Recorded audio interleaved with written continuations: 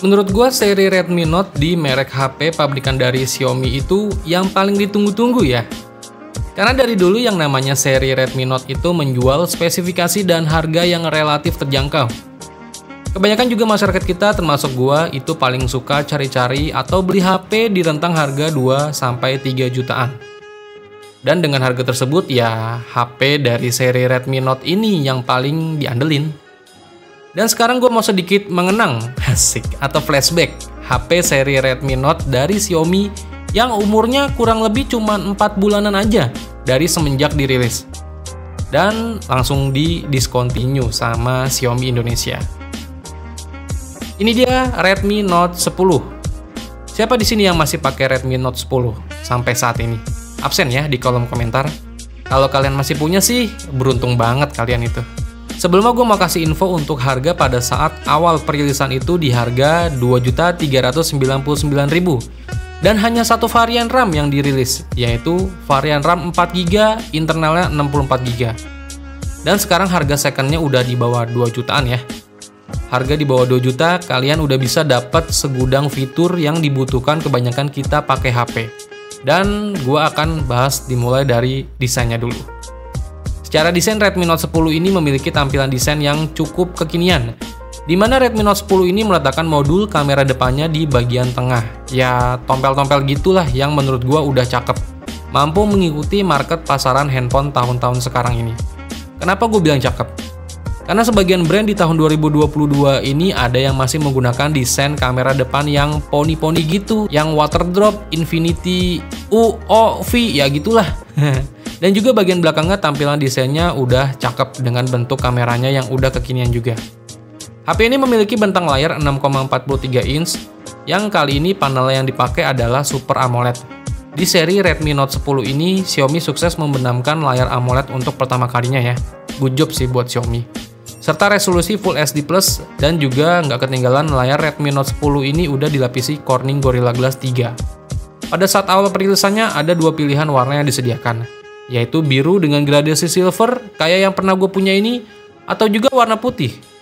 Untuk kualitas layar di HP ini gue bisa bilang udah cukup tajam dan ngegonjreng ala Super AMOLED, yang dimana HP ini memiliki reproduksi warna yang cukup hidup.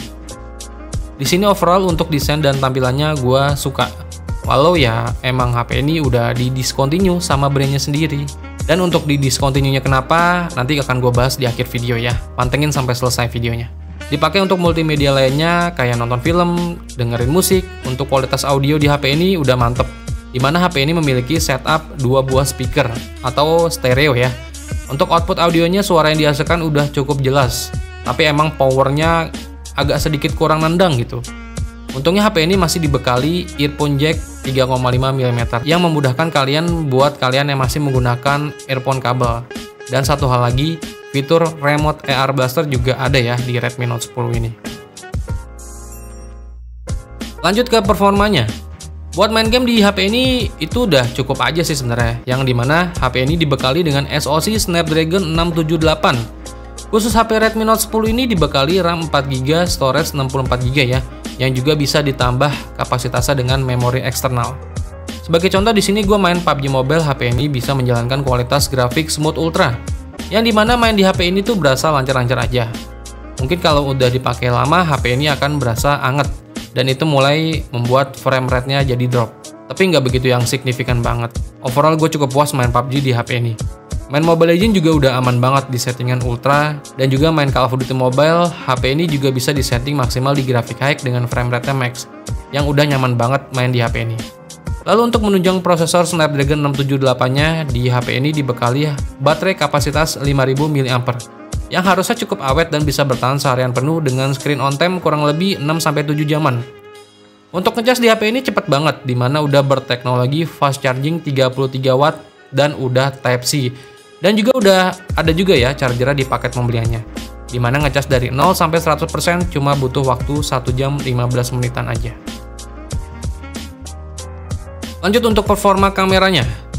Untuk hasil-hasil foto di siang hari, Redmi Note 10 masih bisa diandelin dan bersaing banget buat di tahun 2022 ini.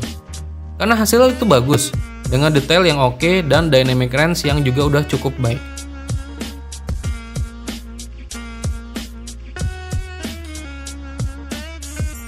Lalu masuk ke foto low light, HP ini juga memiliki mode malam atau night mode yang menurut gue udah cukup aja sih bisa diandelin. Menurut gue pada saat menggunakan night mode itu hasil warna dan detailnya itu masih cukup terangkat. Masuk ke videografinya, HP ini sih bisa dibilang ya gitu-gitu aja sih, biasa HP 2 jutaan. Bisa merekam sampai resolusi 4K di 30 fps.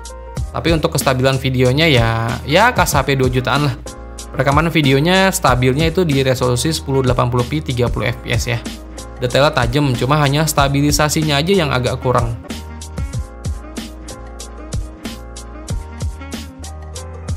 Terus di kamera depannya HP ini dibekali resolusi 13 megapiksel. Dan untuk hasil foto Redmi Note 11 ini cukup bagus, dimana hasil foto kamera depannya cukup detail, warnanya bagus, dan punya mode potret yang cukup rapi. Dan untuk videografi di kamera depannya Redmi Note 10 ini bisa merekam hingga 1080p 30 fps. Jadi ini adalah perekaman kamera depan dari Redmi Note 10. Nah, gue sengaja ya nggak ngerekam di luar karena udah beberapa hari ini tuh hujan mulu. Jadi gue ngerekamnya di dalam aja. Jadi untuk hasil rekaman kamera depannya Redmi Note 10 tuh kayak gini. Nah, kalian nilai sendiri aja nih. Gue lagi goyang-goyangin baku nih. Oke, ini di studio gue habis nge-record di belakang ada kamera. Jadi kayak gini untuk hasil kualitas rekaman di Full HD 30 fps ya kamera depannya ya. Overall menurut gue dari segi desain dan performa sih masih aman-aman aja ya buat kalian penikmat konten multimedia. Kalau penggunaan kalian yang nggak se-ekstrim banget sih, Redmi Note 10 ini sebenarnya masih cukup bisa diandelin buat kebutuhan multimedia kita. Tapi kelemahan yang paling riskan dari Redmi Note 10 ini menurut gue ada di jaringan providernya, yang dimana Redmi Note 10 ini jaringannya masih 4G ya. Sebenarnya ada kakaknya yang rilis yaitu Redmi Note 10 5G. Tapi entah kenapa layarnya belum mendukung AMOLED. Sangat disayangkan sih menurut gua, yang harusnya semua jajaran seri Redmi Note sekarang ini udah mendukung layar AMOLED. Malah di Redmi Note 10 5G masih menggunakan layar IPS. Mungkin pada saat itu Xiaomi Indonesia bingung meluncurkan si Redmi Note 10 ini sampai harus didiscontinue cepet. Karena HP di harga 2 jutaan pada saat itu yang pakai layar AMOLED sangat jarang. Dan tahun kemarin Xiaomi Indonesia juga mengeluarkan banyak HP yang harganya hampir berdekatan. Jadi mungkin ini HP langsung di discontinue cepet biar nggak banyak rugi akibat banyak yang beli. Dan HP Xiaomi seri lainnya jadi nggak laku. Paham kan? Nggak kayak sekarang yang semenjak ditinggal Alvin sih Xiaomi Indonesia jadi ya gitulah. Oke, sekian dulu nostalgia HP dari gua. Semoga bermanfaat buat kalian semua dan sampai ketemu lagi di video gua berikutnya. Venga pamit. Bye-bye.